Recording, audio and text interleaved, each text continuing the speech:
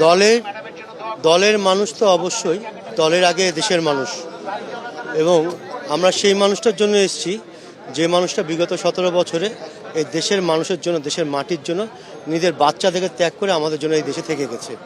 এই জন্য আমরা এখানে আজকে সেই হক আদায় করতে এসেছি, সেই ভালোবাসার জায়গা থেকে এসেছি যে না, উনি আমাদের জন্য এই লড়াই করে গেছে। দলের মানুষ তো দলের জন্য আসবে, এটি স্বাভাবিক। দলের বাইরেও কিন্তু এখানে কিন্তু সবাই দলের মানুষ না, কিন্তু অনেক সাধারণ জনগণ আছে, হাজার হাজার সাধারণ জনগণ দাঁড়িয়ে আছে, গতকাল রাত থেকে দাঁড়িয়ে আছে, আমার সাথে দাঁড়িয়ে আছে, আমি দেখেছি।